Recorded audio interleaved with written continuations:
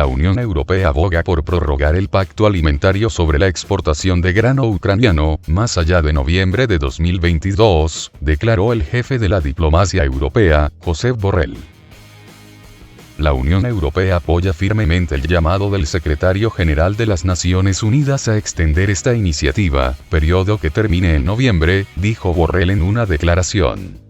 Agregó que el bloque comunitario condena la suspensión de la iniciativa de grano del Mar Negro por Rusia, y llama a Moscú a revocar su decisión, reanudando inmediatamente la implementación de esta iniciativa.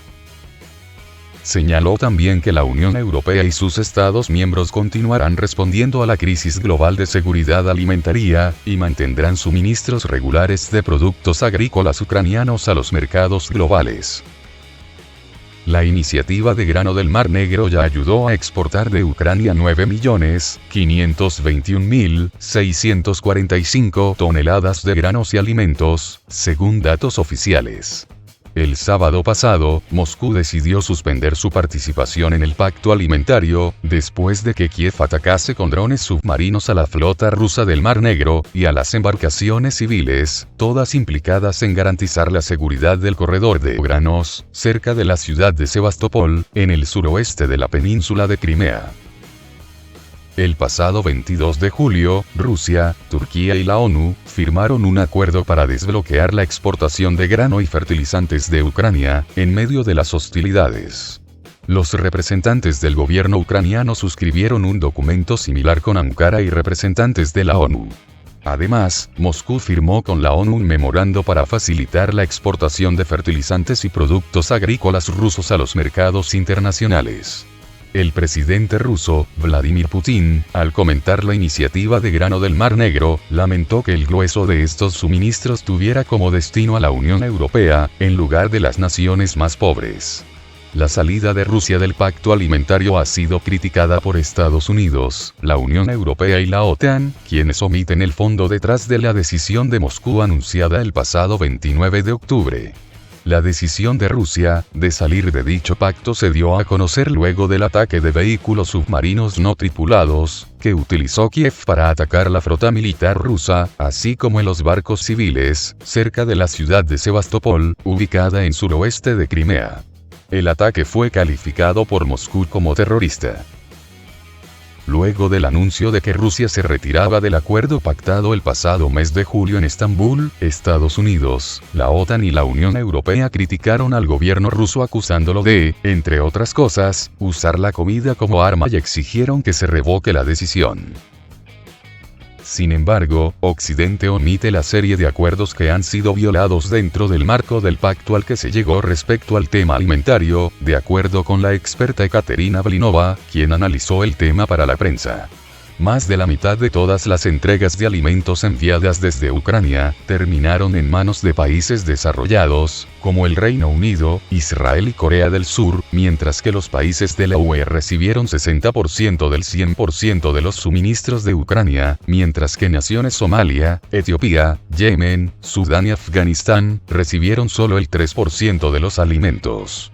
Además, aunque la ONU garantizó que se levantarían las sanciones de Occidente que restringían las exportaciones de alimentos y fertilizantes desde Rusia, eso nunca sucedió, pues sigue estando prohibido el transporte de mercancías rusas por parte de empresas internacionales y los obstáculos a la exportación de fertilizantes rusos, a través de países europeos, no se han eliminado.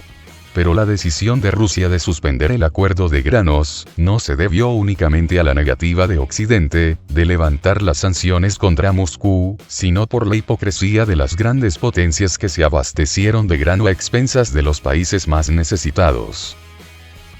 El primer golpe al acuerdo de cereales, fue el ataque extremista de Ucrania en el puente de Crimea, en Kerch. El 8 de octubre, un camión explotó y 7 tanques de combustible en un tren de carga se incendiaron.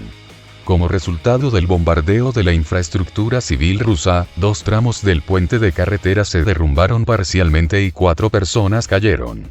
En el ataque, de acuerdo con autoridades rusas, participaron ciudadanos de Ucrania, Georgia y Armenia, participaron en el transporte de la carga, donde se ocultó el artefacto explosivo. En declaraciones a la prensa el 18 de octubre, el portavoz del Kremlin, Dmitry Peskov, no descartó que los explosivos para el ataque subversivo en el puente de Crimea pudieran haber sido entregados por mar desde la región de Odessa, cuando se le preguntó si la bomba fue entregada en un cargamento de granos. A esto se sumó los más de 70 barcos que fueron detenidos o suspendidos por quebrantar las normas de navegación del corredor marítimo e intentos de contrabando. Además, el ataque con drones del pasado 29 de octubre en el Mar Negro se agregó a las preocupaciones. En vista del acto subversivo llevado a cabo por el régimen de Kiev, el 29 de octubre de este año con la participación de expertos británicos contra los buques de la flota del Mar Negro y los buques civiles, participan en la seguridad del corredor de cereales, la parte rusa suspende su participación en la aplicación de los acuerdos sobre la exportación de productos agrícolas, desde los puertos ucranianos, indicó Moscú en un comunicado. Tras la suspensión del pacto, el portavoz del Kremlin, Dmitry Peskov, indicó que Rusia está lista para compensar los volúmenes de grano que no llegarán al mercado tras su salida del pacto. Agregó que los detalles de tales suministros se están examinando y que Rusia sigue en contacto con Turquía y la ONU en relación con el tema. Para este 31 de octubre, Ucrania, Turquía y la ONU acordaron las salidas de 12 barcos de puertos ucranianos a través del corredor humanitario, y las llegadas de otros 2, según el Centro Conjunto de Coordinación. Por su parte, una fuente en Moscú comentó al respecto que es una decisión tomada sin participación de Rusia y que no compromete a nada. Se sabe también un segundo grupo de portaaviones de Estados Unidos, encabezado por el US Gerald Ford, llegará a Europa a mediados de noviembre, afirmó el periódico británico UK Defense Journal. Mientras que otro grupo de buques de guerra estadounidense, encabezado por el US George Bush, ya están en aguas europeas. La publicación agrega que durante el despliegue, el grupo estadounidense trabajará junto con las fuerzas aéreas, marítimas y terrestres de varios países y socios de la OTAN. Además, prevén que los aliados realicen ejercicios militares que incluyen ataques de largo alcance, defensa aérea y combate antisubmarino. El pasado 22 de octubre se informó que la 101ª División Aerotransportada de las Fuerzas Aerotransportadas de Estados Unidos fue desplegada en Rumanía. El comandante de la unidad aseguró que sus combatientes estaban listos para entrar en el territorio de Ucrania. Al mismo tiempo, los funcionarios estadounidenses señalaron repetidamente que solo estaban ayudando al régimen de Kiev con la entrega de armas y la logística, pero que no tenían previsto utilizar munición real. Mientras tanto en Rusia, el pasado 29 de octubre tuvo lugar un evento realmente histórico para la aviación militar de Rusia, se graduó la primera promoción de mujeres pilotos en la historia moderna del país. Todas ellas finalizaron su formación en la Academia de Vuelo Serov, en la región rusa de Krasnodar. En esta galería la prensa te muestra a las primeras mujeres pilotos militares de Rusia. 400 oficiales recibieron sus diplomas de la Academia Superior de Vuelo Serov, en la región de Krasnodar. Entre ellos, por primera vez en la historia moderna de Rusia, había mujeres pilotos militares.